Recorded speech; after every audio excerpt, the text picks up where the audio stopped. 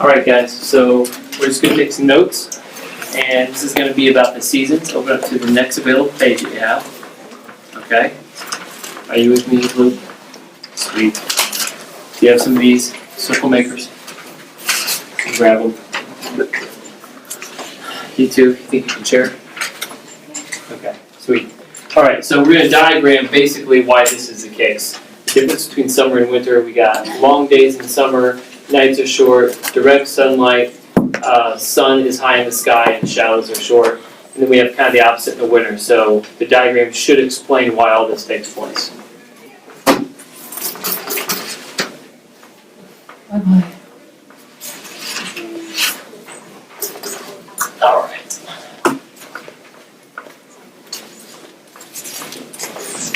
Okay, so those who are taking notes, you can ask questions if you don't understand anything, okay? All right.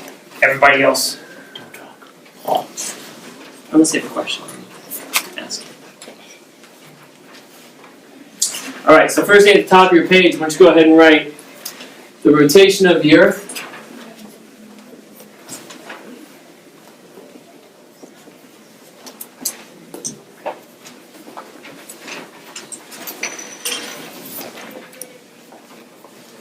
Causes day and night.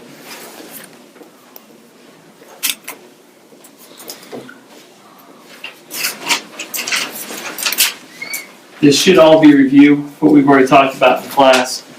You're going to take this circle maker.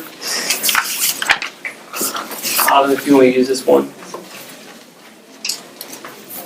I'll take my circle maker, which is my clock. And you're going to leave about 1 or 2 spaces below and put this up there. You're going to draw a circle around your circle maker. So nice, neat circle.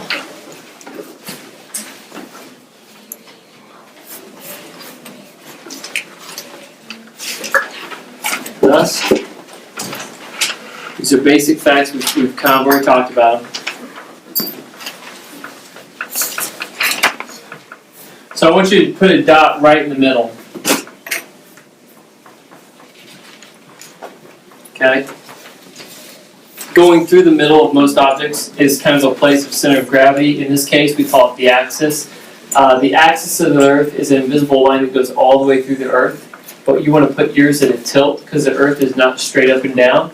So you're going to draw a line that goes right through the middle. And then you can erase the stuff in between. And that gives you an axis. It should be at a slant. This is a 23.5 degree tilt to Earth's axis.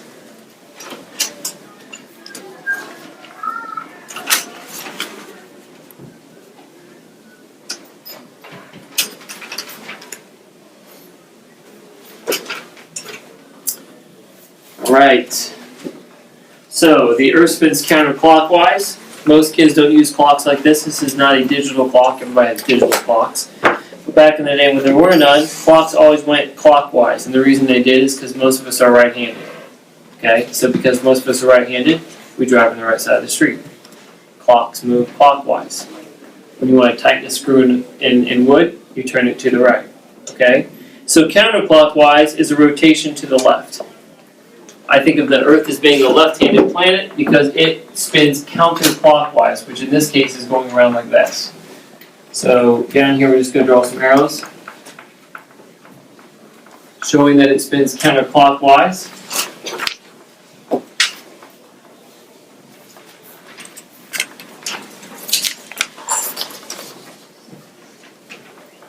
We're also going to put an equator in this Earth because it divides the Earth in half, and to do that you're going to find the midpoint between those two lines, between the north and the south axis, and you're going to put a little dot on either side. Change here. There we go. And you're going to draw kind of a shallow smile on the bottom, and then an upside down smile or a frown on the top. So it almost looks like an oval inside of the circle. And then I'm just going to erase sections in between on this back line. And that dashed line is supposed to represent the equator on the other side of the globe. It turns it into a three-dimensional globe or sphere. You've got your equator coming along this side and going around to the back of it and behind the globe. And if you want to label equator, you can.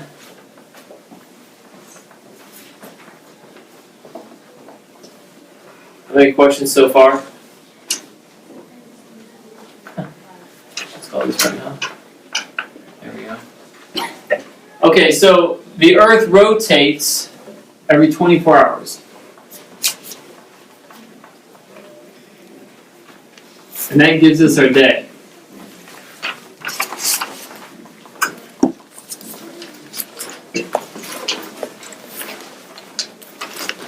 Now, off in the distance, we're going to draw a really small sun because the sun would be incredibly far away from the Earth. So this is like looking off in the distance. Kind of like the idea that this marker looks really big right now to me. But if I passed it back there to Jory and she was holding this marker, it would look really small. Because the farther away it goes, the smaller it looks in my vision. It's the whole idea that you can squash somebody's head by doing this. You ever done that? Yeah. Okay, so the sun's off in the distance a lot. The Earth actually orbits or revolves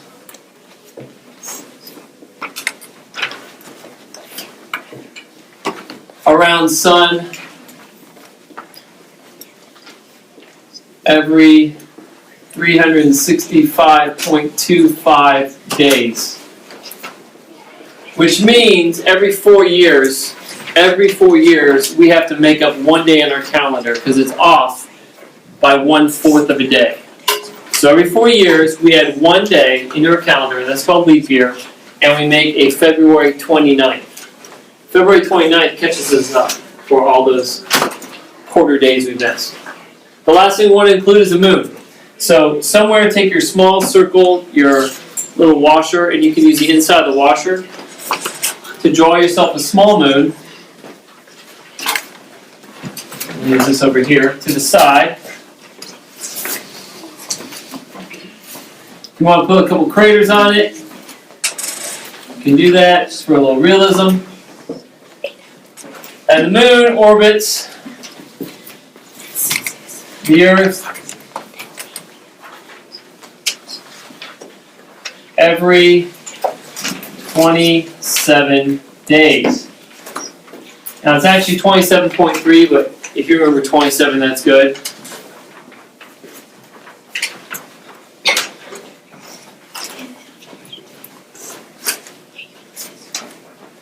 Alright, other questions on that? Alright, so here we're looking at an example of good cop, and he's got the sun's light directly on him. So the light of the sun is hitting him, and he's going to heat up pretty quick. That's like our summer. But then in the wintertime, the sun's not hitting him directly. It's going to be hitting him from the side. And it's a little harder to see, but if it's coming from the side, the indirect light, he's not going to be getting nearly as much of that light directed to him. Some of it's going to be spread out clear over here, over greater surface area, which means it's not going to be nearly as intense as it is when it's directly above him. So that's the difference between summer and winter. Indirect light, just not quite as powerful. Okay, draw a little squiggly line underneath this. And I'm going to show you the next section of notes right over here.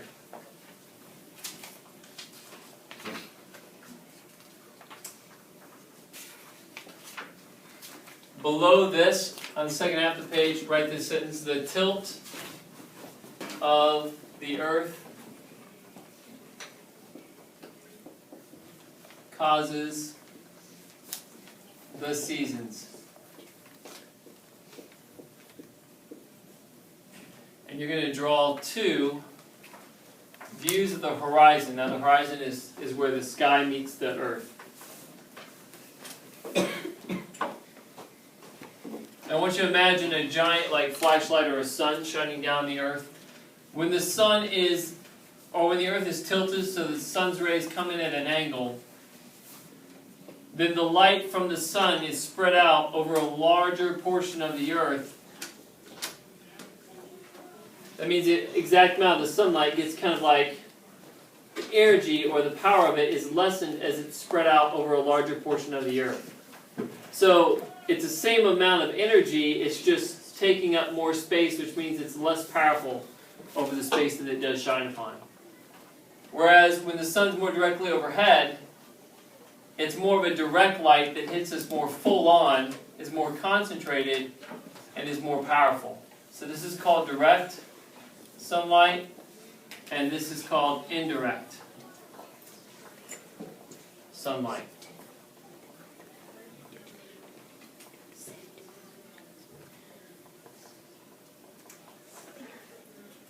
Indirect is what we get in the wintertime, and that's why we have seasons.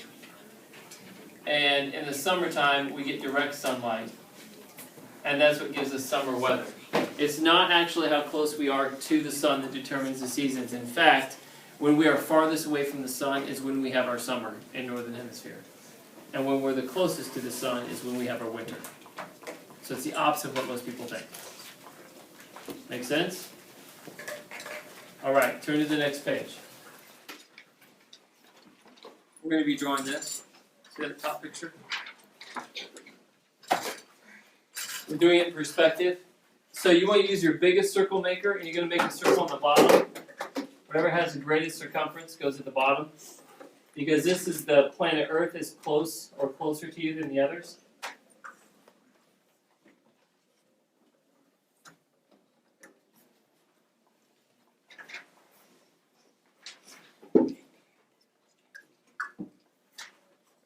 And then you want to use maybe the outside of your washer. The outside of your washer for this top one. So use the outside of my washer to draw planet Earth. And I'm going to use that near the top of the page. This is your entire page. Again, you've got to fit 4 circles on there plus a sun. So you want to put your, no that's fine, you want to put the other one up there.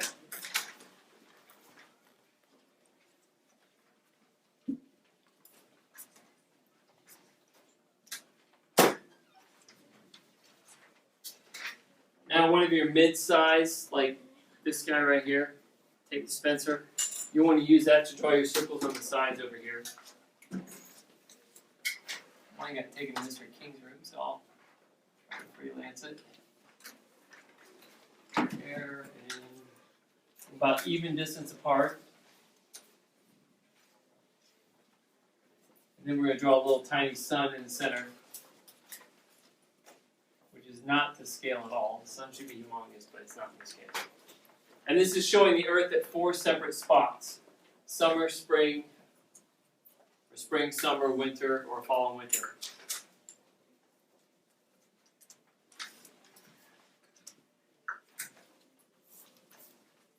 Yeah, good.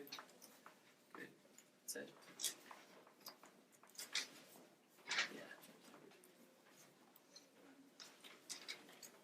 Nice. So for each of these, we've got to go through and put a tilted axis. We've got to put equator on it and turn it into the Earth, our little diagram we did beforehand. So again, same thing. You can probably eyeball this. You don't have to measure it out too much unless you want to.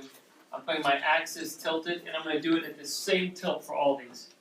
Or try to. Get to the top. I'm actually going to grab a ruler. There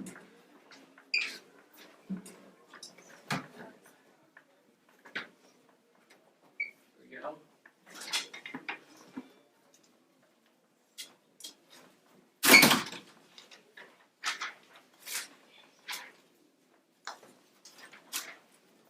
You're going to put your equator.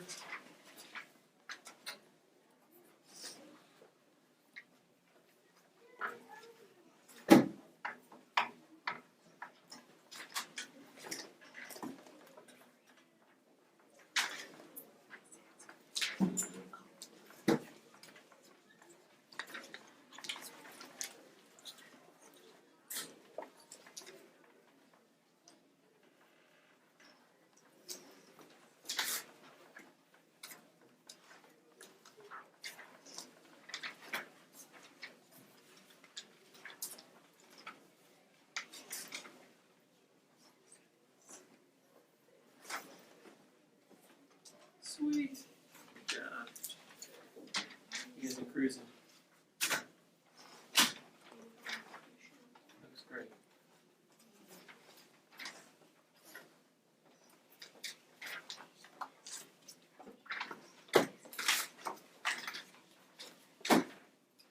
Okay, so this is where it kind of all comes together.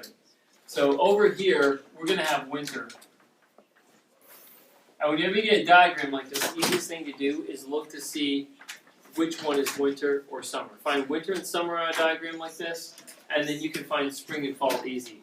This is winter because right now the Earth's northern hemisphere is tilted away from the sun. That's what I talked about in class. Okay? When it's tilted towards the sun like this, it's going to be summer for the northern hemisphere. Remember, if I'm the northern hemisphere in my upper body, my lower body is the southern.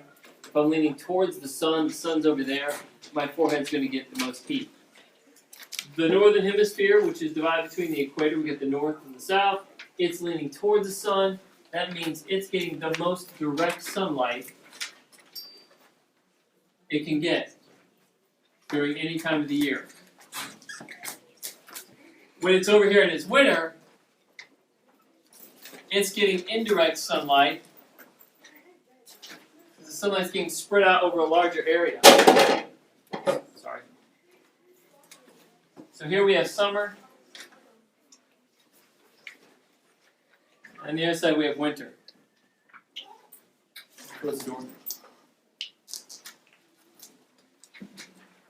Now once you figured out winter and summer, Dylan, if this is summer, what comes between summer and winter? Fall. Yeah, you're right, fall. I didn't think about it too. Fall. So you can figure out the other two really easily. And then down here, of course, would be spring. Now there are days that we have given each of these seasons when they begin. In the summer, we have the summer solstice. And that begins on June 21st. That's the first day of official summer. That's when we have our longest day and our shortest night. In September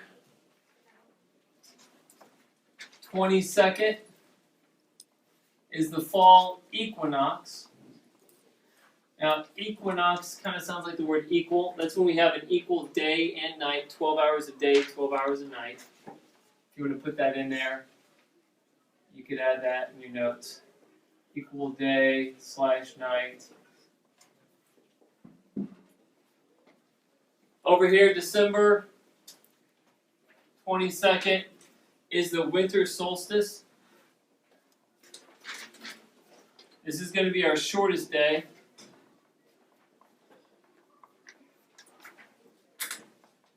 And then in spring, we have the spring equinox. And that's going to be on March 20th.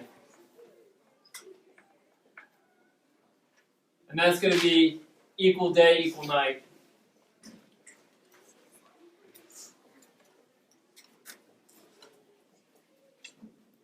All right.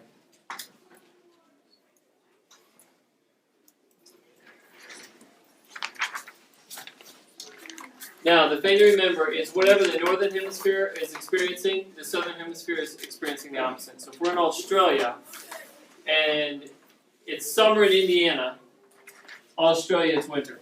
If it's fall in Indiana, it's spring in Australia. Everybody in the southern hemisphere gets the exact opposite of what we get. Does that make sense? That would be great in a video of me choking on my own saliva. Yes. What? No, it's going. I was making fun of myself because I just choked on my saliva in front of the camera. Okay, so last thing but not least is that over here in the summer months, if we were to look at this, the way the sun moves in the sky, it rises and then it goes up to a fairly high point in the summer months and then sets. Okay, same idea as it rises in the east, sets in the west. But in the winter, if we looked at the sun's path across the sky, it is low, very low, because we're tilted. It would rise in the east, stay fairly low to the Earth's horizon, and then set in the west. It is also the thing that makes our shadows long, is because it's low on the horizon. Would you close the door? Thanks. Alright, are there any questions about what we talked about? I will get this off the video, so just ask if you guys have questions. The four of you? That's all we went over. Okay, sweet. That's it, you're done. Thanks.